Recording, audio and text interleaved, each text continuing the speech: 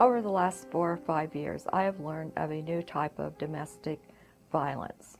This occurs when a victim decides to leave a relationship and files for separation or divorce. If the couple has children and the abuser has resources, he will then use the system, can be the courts, the legal system, police, service providers, to tie up victims in the court for many, many years. This becomes a contested custody battle. The outcome is that victims who are trying to protect their children frequently lose them, or the abuser gets unsupervised visitation. Perhaps the most widely publicized case of this was when Nicole Brown-Simpson's parents sought custody of O.J. Simpson's children. In the end, O.J. Simpson, a documented domestic violence abuser, won custody. On June 12, 1994, I learned that my sister Nicole Brown-Simpson had been brutally murdered. A diary was discovered in a safety deposit box in which my sister documented 17 years of verbal and physical abuse inflicted by O.J. Simpson. This is a quote from her personal diary. "He beat me up so bad at home that he tore my blue sweater and pants completely off me. I went to the hospital and I claimed it to be a bicycle accident." The effect of my sister's murder was devastating, not only to my family, but to everyone around the world. The custody case between my parents and Mr. Simpson for the primary care of my niece and nephew brought national attention to the issue of giving custody to a parent who had a documented record of domestic violence. The day it was announced that the children were to live with their father was a sad day for my entire family. Since time cannot be turned back, my present mission is to support programs such as this. When I arrived at the shop, within a very short amount of time, I found myself seated on a cooler, sort of interrogation style, with my ex raving and waving a claw hammer. He hit me several times with it, but he was always really good at things like that. You know, somewhere it's not going to show, you know, headbuttings, things like that, you know, because you can't see bruises under hair. You know, he hit me in the face, broke my nose. I was in an abusive relationship with my ex-husband for 11 years, and that begs the question of why did I stay for so long? And it addresses some of the myths about domestic violence victims and their perpetrators and the domestic violence dynamics in general that I think are important to talk about. Women stay for a variety of reasons. Sometimes it's economics. They don't have the financial capability to make it on their own and support their children without the batterer's income. Sometimes it is simply the belief that children do need both parents and that a father is a very important piece of a child's life and wanting to hold the family unit together. My own parents were married almost 60 years, and so I had the role model of trying to work on it and try and make it better.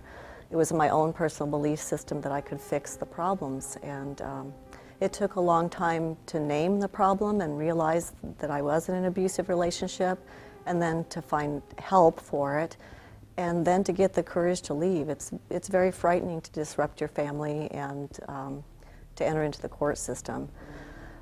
When I got into the court system, I went in thinking that I was going to receive justice and that domestic violence would be recognized and that children and my safety would be paramount, and I found that that was not the case. Over the course of our marriage, from the time my daughter was 3 months old, I applied for and did receive a number of protective orders. There were occasions that I thought were ridiculous, that I didn't. My ex had shut down 3 lanes of traffic in Soldotna and threatened us all with a gun. 8 peace officers arrived in 3 cars. I applied for a restraining order on 3 different occasions to be denied by the same magistrate in the Kenai court system. It is important, it is incumbent upon each and every one of us in law enforcement to realize that restraining orders are extremely important. The enforcement of restraining orders. It starts with the judges. They're not there to simply call balls and strikes. They're there to make sure that these restraining orders get enforced and make sure that restraining orders are granted upon the victim requesting a restraining order. Also, in the realm of the police officers, is extremely important and for law enforcement to enforce restraining orders when they're valid. When you petition for an order and an order is granted and the order is served, every time there's a violation, you need to call. Even though it might seem minor, we just call to ask, about something that didn't seem major. We get that a lot. We called 3 times. This is the first time, I've called the police on him. It's important that they call every time there's a violation. And I know a lot of people think, well, it's not as important as a baby not breathing or a homicide or something, but it's all information that we need that can help build a case. Maybe there might not be an arrest the first time, but maybe the third time there will, with that continued behavior. So I just want to encourage people to call every time there's a violation. The initial short-term order, 20-day order, is not very difficult to get. I think that most petitioners have difficulty getting the long-term orders. And that's generally because the respondent, the person against whom the order is being sought, has the right to be present at a hearing, and it's an adversary's proceeding. And victims often become very flustered at those hearings because they're angry, they're hurt emotionally and oftentimes physically, and they see the abuser, that the system is given equal time to present his side. And a lot of the victims just understand, why is that person that abused me having the opportunity to give the court an explanation when I'm the victim? I think the attorney that I had, I think she was scared. This was after my ex had been apprehended by the FBI for kidnapping my kids. And after that happened, I think she would have agreed to anything. And she did. She told me, sign this. It's very easy to modify a custody order, which I found out later, it's not. It's next to impossible to modify. It is so common for battered women who are starting into custody proceedings to either not be able to find an attorney who can adequately represent them or not to be able to afford an attorney. So many battered women end up unrepresented and have to find some way to move forward in custody proceedings, and sometimes they really get devoured by the other side if the batterer is smart, savvy batterer and he gets a good attorney. The victim that we were serving actually had access to legal representation, was able to financially afford to hire attorneys, which again is in our experience is not often the case. But in her situation, and from my experience observing this from afar a bit, it was almost impossible for her to identify competent legal representation. We were looking at court records that had been going on 3, 4, even 5 years related to the divorce proceedings. A lot of that, from my observation and from reading court transcripts, was primarily related to inability to hire a competent attorney or legal representation. I sought out every resource that I could find because I found that the resources that were available could only go so far, or they could not do anything at all, or I wasn't told about them. I wasn't told about the Office of Victims' Rights. So I did the research, I wrote my own dispositions, I wrote my own motions, and I would go to court as any attorney would and presented myself with the appropriate conduct of any attorney, and still was overlooked and still invisible. Going through several attorneys, trying to find the best representation there is, and then not really finding what I needed to protect my children and their voices. And then, of course, using up all my financial resources has kind of led me to the point of acting pro se. And by doing so, I've had to really done a lot of research on the laws and the revised statute laws, the code of conduct laws, and the court laws, things of that nature, case laws, done a lot of research. And by acting pro se, though, after so many years of going through litigation, I did point out when the CLR made her last recommendation, it was in violation of her code of conduct, and as far as the code of revised statutes, she was in violation of those laws, what she made an oath to do. And I pointed that out to the courts and objected to her recommendations. And by doing so, she ended up filing a motion to withdraw. stating that her license and reputation was on the line. And obviously the courts felt that way because it wasn't too long after that, after she filed a motion of withdrawal, the courts granted her request. And now she is off the case now. I think advocates are important even where women have attorneys, but it becomes particularly important for women who are pro se. So when Project Safeguard has a legal advocate, they are someone that they cannot give legal advice and they cannot represent the person, but they can help them access the system. The costs of litigation involving child custody in Alaska, and I think everywhere else in the United States, are astronomical. Women and men who are abuse victims have to pay their lawyers by the hour. And lawyers charge reasonable fees considering their education and experience, but the time that must be put into a child custody case, especially one involving domestic violence, causes legal fees in the range of 10, 20, 30,000. 50,000 is not unusual for a contested case involving domestic violence. If either parent alleges child sexual abuse, it almost doubles the amount of fees to be charged. Protracted custody litigation over several years, where there are more than one attempt to have a custody order issued by the court that protects children from violent parents, can range between 50 and 100,000 or even more. It's cost upwards of at least $100,000 out of my pocket for filing of documents, for researching, for getting the information I need, and some of that has been for attorneys. I have done a lot of pro se litigation. I believe that my ex-husband spent a lot more than that because he's had a consistent attorney. It's a pay-to-play industry where the one with the most money wins custody. My husband spent over $350,000 to win custody, and I represented most of myself pro se, but did spend $40,000 over the course of 4 years to try to protect the children. I've had a cleaning service for 15 years, and that service has been adversely affected. My clientele has been cut in half as a result of continually preparing for litigation and the continual court appearances. Cost is driven by factors that could be controlled.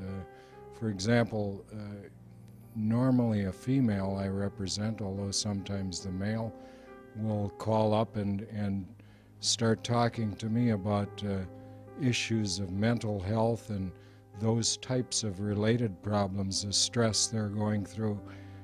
I'm not a counselor. I'm not a psychologist. I tell those people up front, I'm a lawyer. I bill by the hour. If you call me up, the clock starts running. You should use the time wisely. If you have mental health issues, go and see a psychologist or a therapist. But I don't need to hear those types of things, and it's a cost you don't need to incur. In many cases, I primarily represent the male, 2/3 of the time I'd guess, and 1/3 maybe the female. I would advise a male to the same degree I would a female, equally. I would say women need to know the strategies that are implemented by lawyers such as myself who represent alleged perpetrators. For example, to a male who is supposedly the perpetrator, has your spouse or partner ever made you afraid? And if the answer to that is yes, my advice is going to be to him to file a domestic violence action against the female. More often than not, in those types of cases, the female will get excited, call up the male, and at that point we have a violation of the DV order, and I have my client on an equal footing with supposedly who the victim was in the first instance. So the system can be used in that manner by cross-filing domestic violence petitions.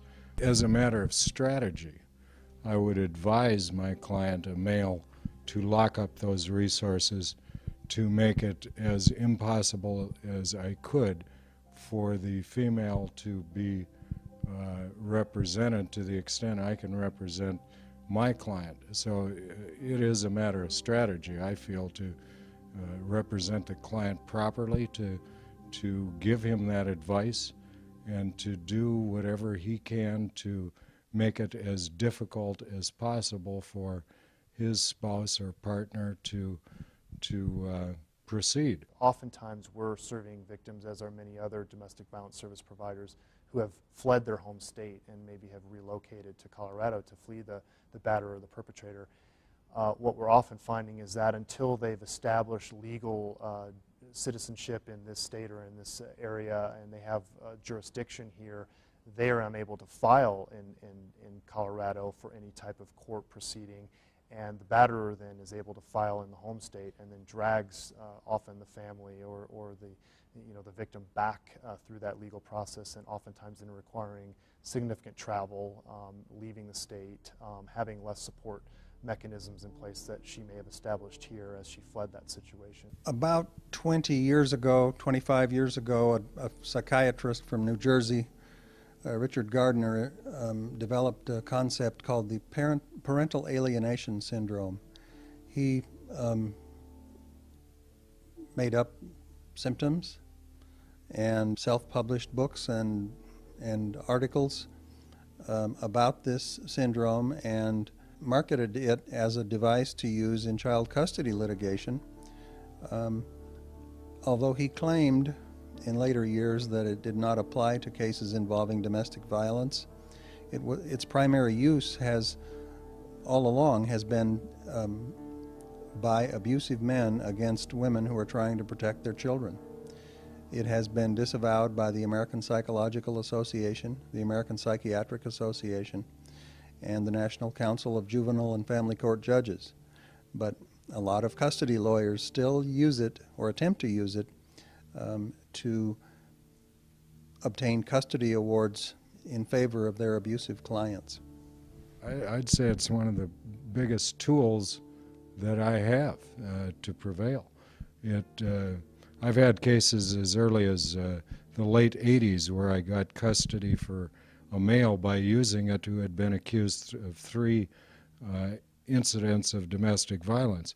If you turn that around, you can say that the female is attempting to prohibit the male from seeing the children through the filing of domestic violence petitions. You then hire a psychologist, and in our court system in Alaska, I haven't found yet a judge who doesn't buy the concept of parent alienation.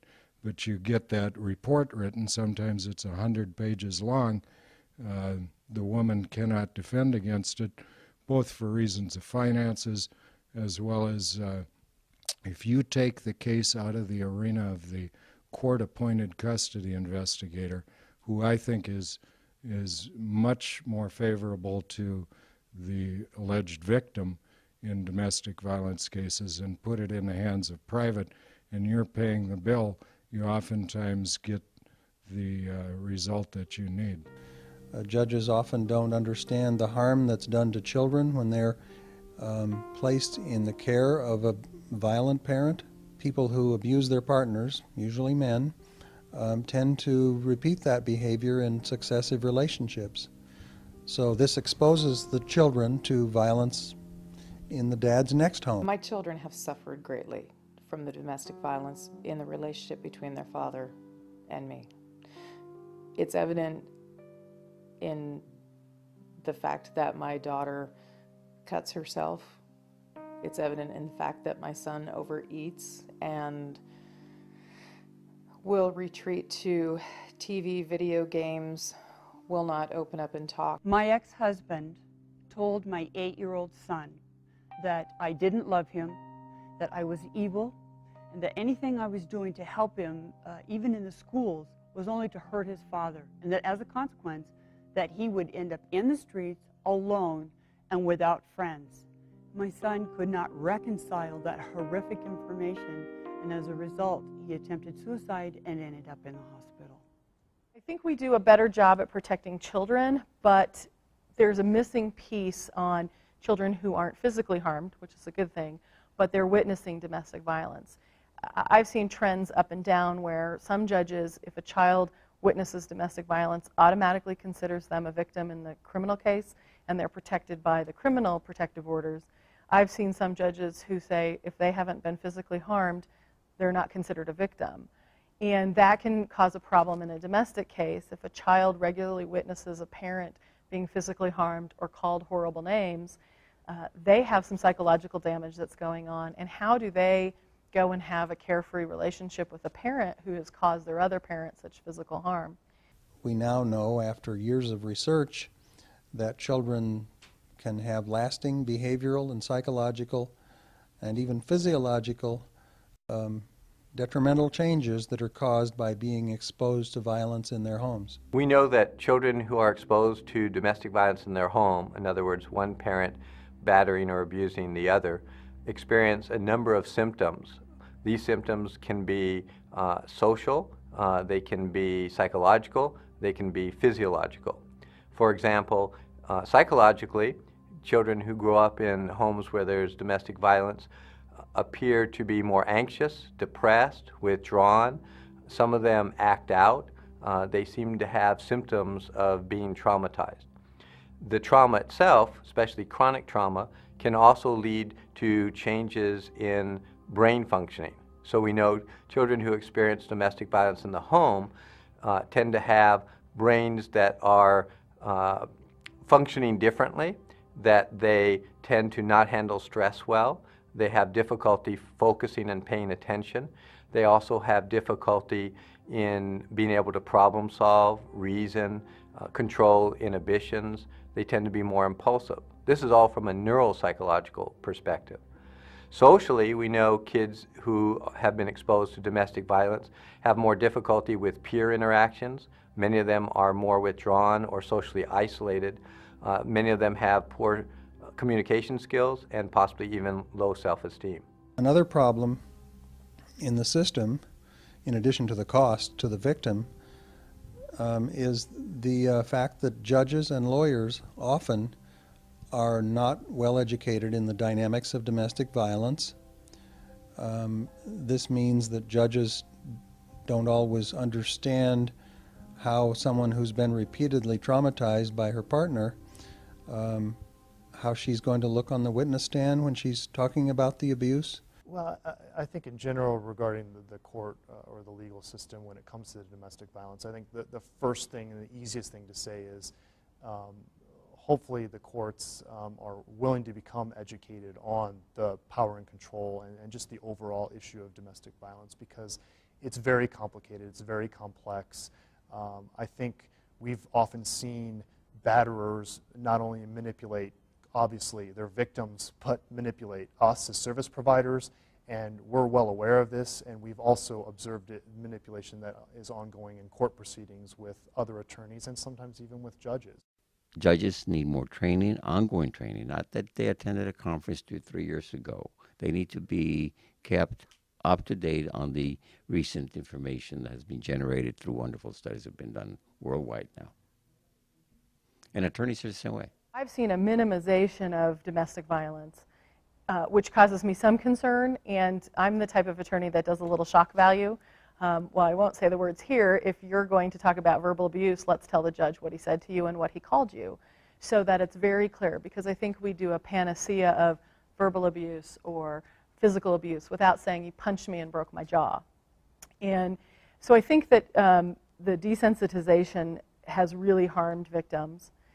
It also can cause attorneys to not take it very seriously. Oh, it only happened once. I don't think you'll get a protective order. Rather than, wow, he hit you, and that is very serious, and we need to get you a protective order. We have seen cases where a victim will get a restraining order and then invite the restrained party over or have communication with that party. Our advice to the victim is not to contact the suspect. It's the wrong message to deliver to the other party, and it makes your case in court or your overall picture not as strong. There is no time to tell a judge your total life history, even though there's a need sometimes. The victim said they want to start from day one throughout the last 20 years of their life. What's relevant is let's work backwards. Let's start with the most recent event, and if there's time, work yourself back. So the judges have that limited time. The victim has to understand that there is that window of opportunity to make an impression on that judge.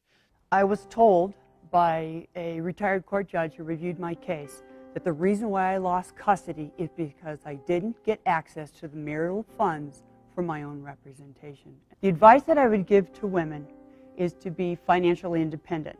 And if you're not able to do that, to set money aside before you go into litigation so that you can obtain equitable representation.